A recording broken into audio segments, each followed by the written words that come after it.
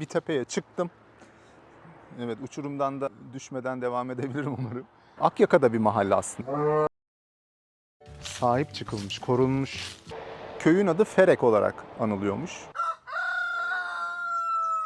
Gökçe köyünün içinden Karya yolu geçiyormuş. Mama vereyim sana. Biraz da yeni mahallede dolaşalım. Yine bir araba krizi yaşanmadan devam edeyim. Muğla Akyaka video serisinin ilk köyü olan Gökçe köyündeyiz ama tanıtıma başlamadan önce ufak birkaç bilgi vermek istiyorum. Gezi sırasında bazı önemli bilgileri de sizlere aktarmak, öncelikle bir rehber olmak, Akyaka'ya veya civar komşu köylerine daha doğrusu yerleşmek isteyen, yerleşmeyi planlayan insanlar için faydalı bilgiler aktarmak. Çünkü bu konuyla ilgili çok bir veri yok. Sezonluk evler genellikle ve eşyalı olarak kiralanıyor. Yaz bitiyor, bu sefer kış sezonu için sadece kiralanıyor. Eşyalarınız varsa ne yazık ki Akyaka'nın içinde ev bulmak biraz şans. Dolayısıyla genellikle insanlar Gökova'yı, Akçapınar'ı, Gökçe'yi tercih ediyorlar. Evet, berberden tarifi aldık. Gökçe köyünün manzarasına ulaştık arkadaşlar. Gökçe köyünün yeni mahallesi olarak anılan kısmı. Mahallenin ortasından bir kanal geçiyor. Bu kanal Ferek Çayı'nın yazları kurak olan kanalı. Hemen sağ tarafımızda ana yolu görürsünüz. Bu yolda Marmaris'e giden yol yaklaşık 25 dakika. Gökçe köyü Ula ilçesinin Marmaris sınırındaki son köyü arkadaşlar. Buradan sonraki köyler Marmaris'e bağlı. Zaten söylediğim gibi 20-25 dakika sonra da Marmaris'e ulaşıyorsunuz. Burası da eski mahallenin manzarası. Hemen karşıda şöyle yakınlaştırayım. Gökçe köyünün sahili mevcut. Ferek Çayı'nın döküldüğü sahil. Aynı zamanda Azmak Çayı'nın bir kolunun döküldüğü bir sahil. Hemen ileride bakın şöyle yakınlaştırayım. Akyaka'yı görebilirsiniz. Gökçe köyüne indim, motoru park ettim. Köyün işlek sokaklarından biri. Hemen Marmaris yolu kenarında. Bir tane kıraathanesi var. Kendi uğradığım berberim burada. Muhtarlık burada. Arada bir tane bakkal var. Mesut abinin berber salonu. Şöyle bir fırını var. Evet, bu arada hava her ne kadar sıcak olsa da bu bölge sürekli rüzgarlı olan bir bölge. Rahatsız etmiyor sıcağı. Çoban pide. Pidelerini tavsiye ederim. Tereyağı kendileri yapıyorlar. Eski bir taş fırın ve kargoların bırakıldığı bir yer. Ben de öyle tanıştım. Birkaç tane kargoyu almaya geldiğim zaman tanıştım. Gerçekten taş fırında çömlekte kuru fasulye de yapıyorlar. İnanılmaz lezzetli. Fiyatları da gayet uygun. Pidesi yanlış hatırlamıyorsam kaşarlı kıymalı 70, kuşbaşılı pide 80 lira gibi bir rakamdı. Köyün bir tane eczanesi var. Şöyle göstereyim. Sokakları beraber gezmek istiyorum sizinle. En azından köyün içinde bir eczanenin bulunması iyi bir şey.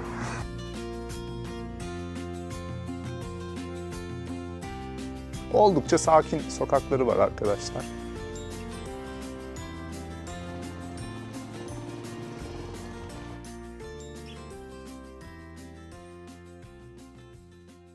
Evleri küçük, bahçeli. Çok yeni tipte ev yok. Bakın her yer narenciye bahçeleriyle dolu. Bunlar portakal, nar ağaçları dolu her yer. Yiyebilirsiniz. Kimse niye kopardın, niye alıyorsun demiyor.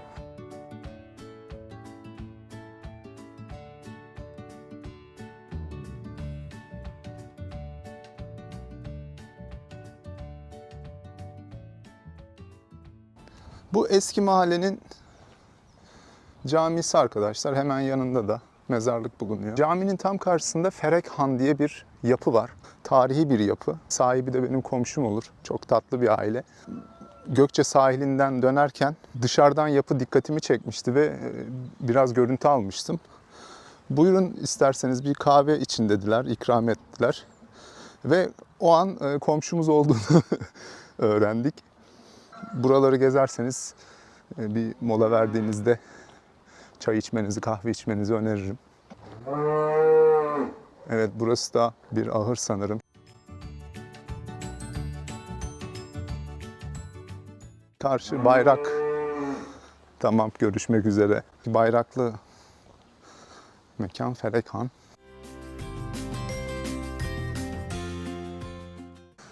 Ferah. İnsanın içi açılıyor gerçekten. Ortada bir tane sebil. Komşu kolay gelsin. Evet, tarım araçları sıkça karşılaştığımız manzara. Bakar mısınız? Uçsuz bucaksız. Buradaki sokak bitti. Bahçeleri, tarlaları, evleri göstermek istiyorum. Devam edelim. Mama vereyim sana.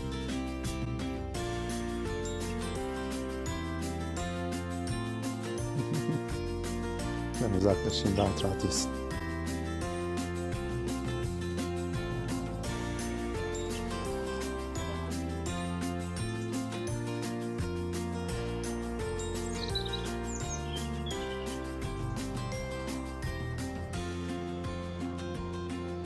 Böyle bir sokağa saptım. Bu sokağı tanıyorum. Süt almaya geldiğim sokak burası. Geniş avlulu evi olan bir abla var burada. Ahır var içinde. Sütü çok taze alıyorsunuz. Ve taş gibi de bir yoğurdu oluyor. Kendi yoğurdumu kendim yapıyorum. Evet, burası. Hatta tarhana da açmış. İleride ahırı var. 5 litrelik bir bidon götürüyorsunuz ve 5 litre içerisinde alıyorsunuz. Yani onu götürmeniz lazım ki kendi de zorluk yaşamasın kap konusunda. Döngüyü öyle sağlıyor. Keyifli. Bugün her bahçeden dışarıya doğru böyle portakallar, mandalinalar. İleride ayva ağacı var. Bu sokak ileride bitiyor. Bir gökyüzünü çok rahat bir şekilde görebiliyorsunuz. Havası temiz. Yani bir süredir yürüyorum. Evet, sıcak hava ama terlemiyorum. Bu bölgenin balığı meşhur. Muğla kebabı diye bir kebapları var. Adana kebabı gibi ya da ızgara bir et gibi düşünmeyin. Bildiğiniz sulu, haşlama bir et. Muğla kebabı diyorlar. Oldukça da lezzetli.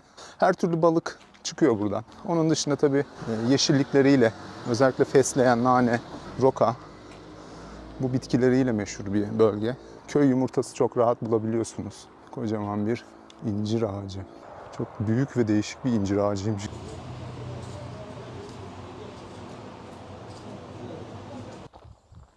Köyün yeni mahalle tarafında arkada kocaman bir orman var. Yürüyüş yapabilirsiniz. Tavsiye ederim. Bu bölgede narenciye bahçelerinin arasında arı kovanlarıyla karşılaşabiliyorsunuz bazen. Bazı bakkallarda, yol kenarlarında bu balları satanları görebilirsiniz. Şiddetle tavsiye ederim. Yolculuğumuza devam edelim. Bu yatak özellikle geldiğim bir bölge değil arkadaşlar. Orman yolunu gezerken Gökçe köyüne sapmak istediğimde bu yatağın ortasından geçen çakıllı bir yol gördüm. Ve buranın yazın kuru olan Ferek Çayı'nın yatağı olduğunu anladım. Orta genişlikte biraz yüksekliği olan bir yatak. Gökçe köyünün içinden Karya yolu geçiyormuş. Hasan abiden öğrendim şimdi. Hasan abi sağ olsun aracıyla beni Karya yolunun bir etabına götürüyor. Teşekkürler Hasan abi.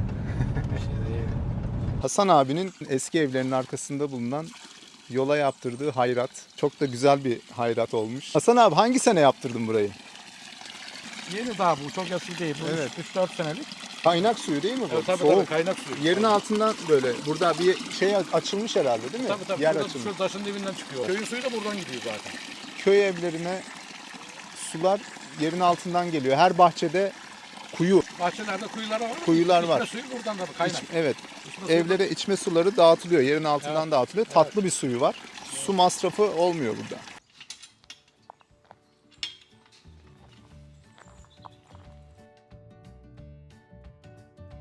Sahip çıkılmış, korunmuş, değer verilmiş bir yer.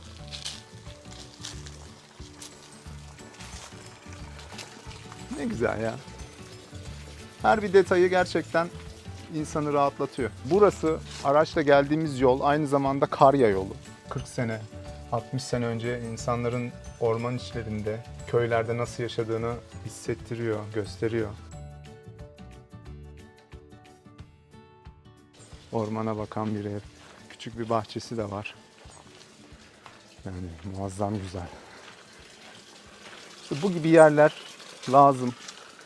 Yapacaksınız bir arsaya, eşinizle, dostunuzla. Kafa dinlemeye geleceksiniz. Gürültüden uzaklaşacaksınız. Pis havadan uzaklaşacaksınız. İnsanı rahatlatan bir havası var. Nerede kedi görsem durup doyuruyorum onları.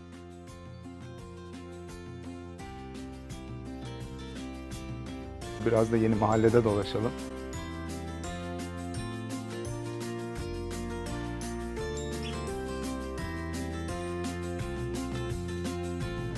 Kanal kenarındaki yapılaşmaya ve evlere baktığınız zaman aslında çok güzel bir silüeti var. Şöyle şu köprüden kanalın üzerine çıkmak istiyorum.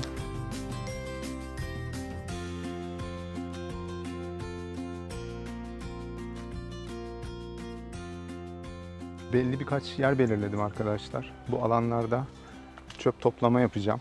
Gezi süresince de birkaç yerde durup çöp toplama yaptım. Motorumun büyük arka çantasında duruyor çöpler. Poşete koyuyorum onları.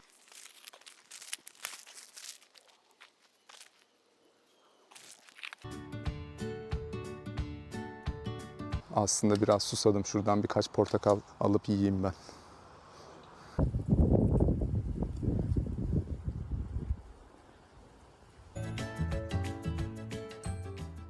Marmaris'e de 25 dakika olan bir köy burası. Ben köy diye telaffuz edeceğim çünkü buranın insanı da genellikle Gökçe köyümüz ya da köyümüz diye anıyor burayı. Literatürde aslında bir mahalle olarak yer alıyor. Bir tepeye çıktım. Evet, uçurumdan da düşmeden devam edebilirim umarım.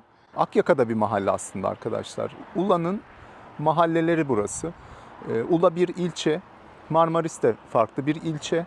Cumhuriyet döneminden önce köyün adı Ferek olarak anılıyormuş. Ferek çayından almış ismini.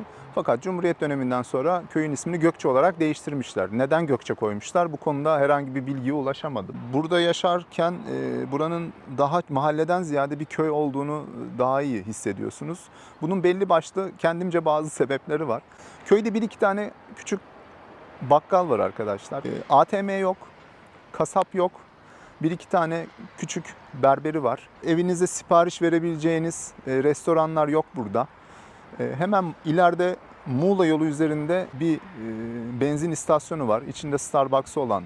Gökçe'den sonra Akçapınar, Akçapınar'dan sonra Gökova, Gökova'dan sonra da Akyaka'ya geçeceğim. Akyaka ile ilgili daha kapsamlı bir video hazırlayacağım. Burası da Gökçe ile Akyaka arasındaki köy yolu.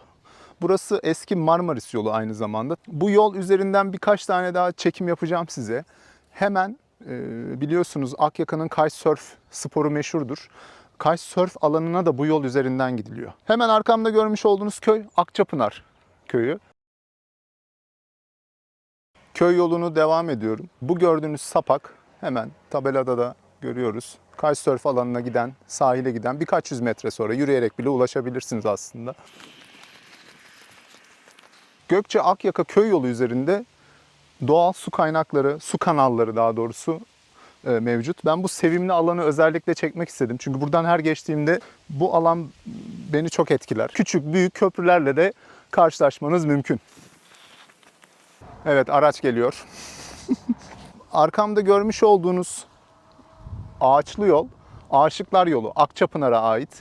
Gökçe köyünden sonra çekeceğim ikinci video olacak Akçapınar tanıtımı. Akçapınar köyünü hem Aşıklar Yolu'nu ayrıca sizlere tanıtacağım. Yine araba geliyor. Yine bir araba krizi yaşanmadan devam edeyim. Hemen bu alanda yerde toplanmış kahverengi bitkileri görüyorsunuz arkadaşlar. Bunlar susam tarlaları. Burada sıkça karşılaşacaksınız bu tarlalarla. Muhtemelen bu susamlar ayrıştırılmış, küspeleri bırakılmış oraya ya da ayrıştırılmak üzere konulmuş.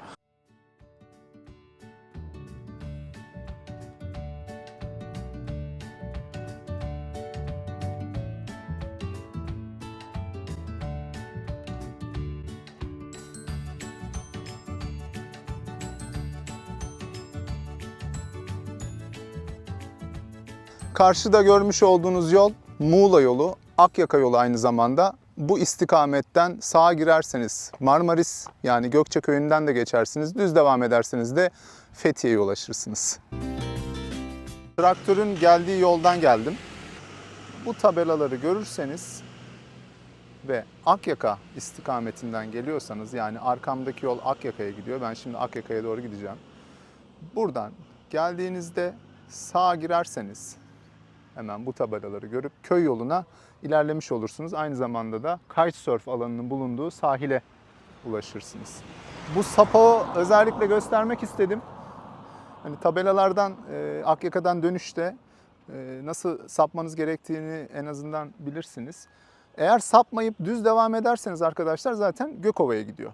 Burası Akyaka'dan Gökçe'ye ya da Gökçe'den Akyaka'ya günde 4 sefer yapan otobüsün de güzergahı aynı zamanda Gökova yolundan.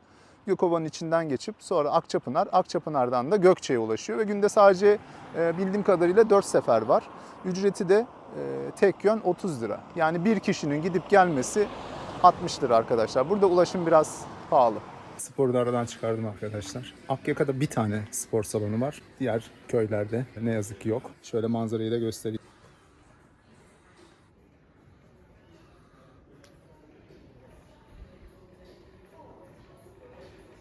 Gökçe sınırlarından çıktığımızı ve Akyaka sınırlarına girdiğimizi nasıl anlıyoruz?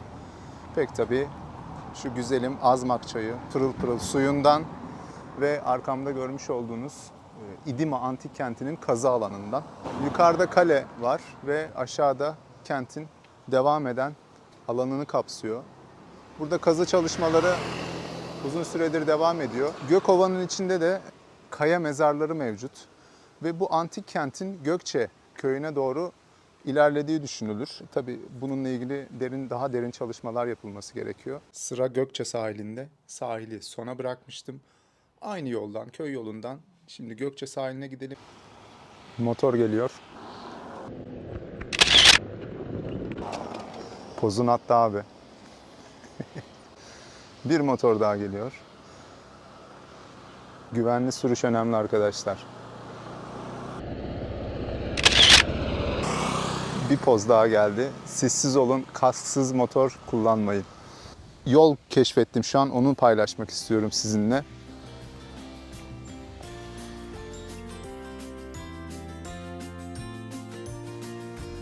Hemen yakalamışken şunları da alalım.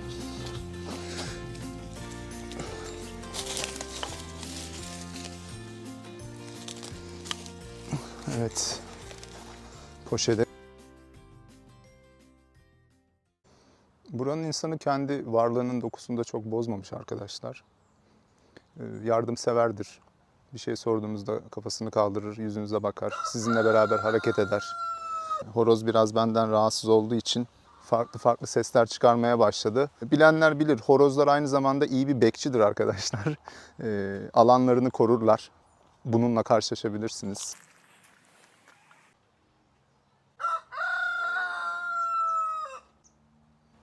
Sabahın bazen 4'ünde 5'inde başlayan horoz sesleriyle şöyle bir uykunuzdan uyanabiliyorsunuz birkaç saniyeliğine. Bu toprak yola çıktım ister istemez. Sahile giden diğer toprak yol. Şöyle manzarasını da göstereyim. Hemen solunuzda sahil kalıyor. Birazdan orayı da göstereceğim sizlere. Ferek çayının kalan suyunu görüyorsunuz. Tabii bu köyün içine gittikçe bu kuraklaşıyor. Artık su yok. Ama denize yaklaştıkça kalan su biraz belli ediyor kendini. Gökçe sahilde karşıda görünüyor zaten. Böyle bir doğal alan da var. Sazlıklar ezilmiş ve su ortaya çıkmış çamurla beraber. Bataklık muhtemelen. Hiç üstünde yürümeyi denemedim. Suyu tuzlu mudur, tatlı mıdır onu da bilmiyorum. Böyle değişik değişik uçan kuşlar falan var. Değişik kuş sesleri duyabiliyorsunuz etrafta bir anda. Hemen az ileride de Azmak çayının bir kolu var arkadaşlar. Evet, Azmak çayının kollarından biri arkadaşlar. Biraz şöyle yürüyelim. Bunlar hep şahsi. Takalar, küçük tekneler. Muhteşem bir deniz kokusu var. Hiç rahatsız etmiyor.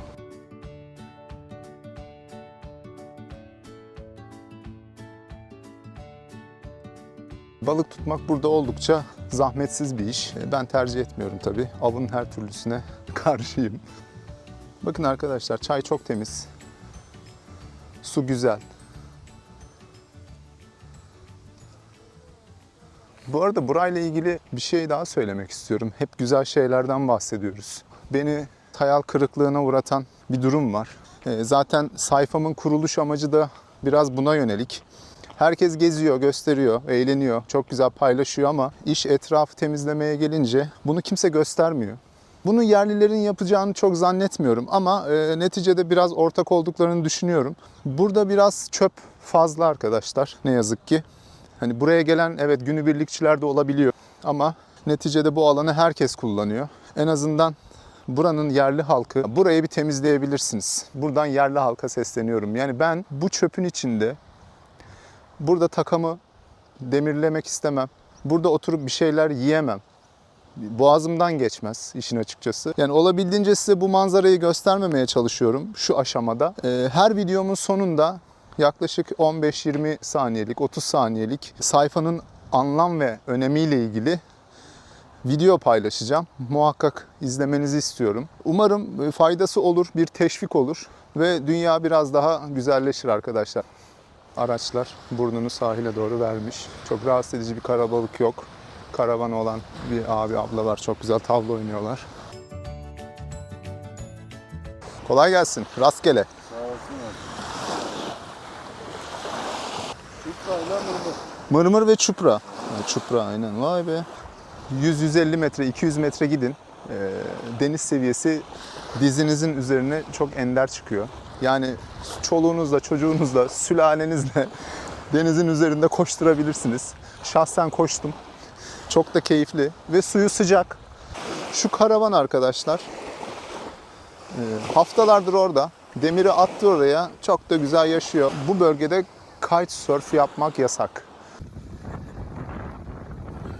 Hemen şöyle göstereyim. Karşıda görmüş olduğunuz alan.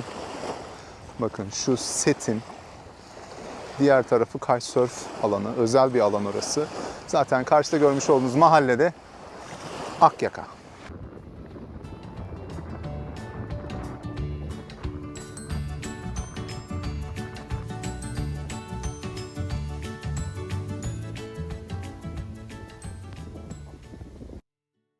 Gökçeköy'ü içerisinde belirlediğim alanda çöp toplama işlemi gerçekleştiriyorum. Şu an görüntülerde de görüyorsunuz. Özellikle kedilerin de yaşadığı bir alan olduğu için oranın biraz daha temiz kalmasını istedim. Siz de yerde bir çöp gördüğünüz zaman eğilip o çöpü almaktan çekinmeyin arkadaşlar. İnanın dünya biraz daha güzelleşir. Ben gördüğüm sokak kedilerini, köpeklerini doyurmaktan keyif alıyorum. Ama rahatlamak için yapmıyorum bunu. Herhangi bir karşılığı olsun diye yapmıyorum. Herhangi bir beklentim yok. Bence önemli olan da bu. Işığınızı koruyun, doğa dengede.